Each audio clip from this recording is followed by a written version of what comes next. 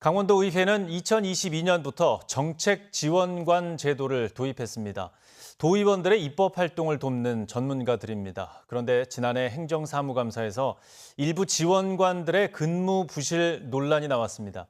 이번에는 국민권익위원회가 직접 조사에 나섰습니다. 이청초 기자입니다. 지난해 열린 강원도의회 행정사무감사입니다. 일부 정책지원관의 초과근무가 도마 위에 올랐습니다. 야간이나 새벽, 휴일 초과근무를 허위로 올렸다는 의혹이 나온 겁니다. 초과근무 수당 부당 수령 의혹이 발견됐습니다. 초과근무 기록만 남기고 술 마시는 등의 근무 태만 의혹이 제기되었는데 한 정책지원관의 지난해 6월 출퇴근 기록입니다. 전날 자정쯤 퇴근하고 10여 분 뒤인 이튿날 새벽 0시 2분에 출근합니다. 그날 퇴근은 다시 자정쯤 해야 합니다. 다음 날도 비슷합니다.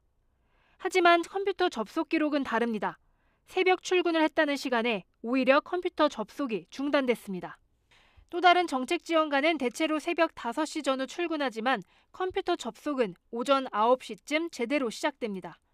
비는 시간에 개인 용무를 본 건 아닌지 의심되는 대목입니다.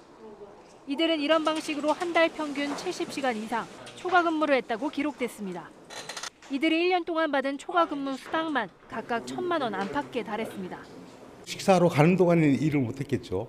근데 그 이전 이후 저는 상관없이 제가 할 일을 똑바로 했다고 생각합니다. 행감 이후 도의회 내부 점검과 강원도 감사위원회의 감사가 잇따랐습니다. 하지만 도의회 제출 자료만으로는 입증이 어렵다는 결론이 났습니다. 결국 국민권익위원회까지 나섰습니다. 이를 위해 권익위 조사관이 강원도청을 방문했습니다. 관건은 초과근무 수당 부당 수령 입증 여부입니다. 지방의회는 독립기관이기 때문에 상위 기관의 어떤 감독 부재 문제가 있을 수 있고요. 어떤 그 내부 견제 기능의 어떤 그런 그 약화도 있고. 최근 경기도 의회에서도 똑같은 일이 반복되면서 지방의회의 관리 감독 기능을 강화해야 한다는 지적이 나오고 있습니다. KBS 뉴스 이청초입니다.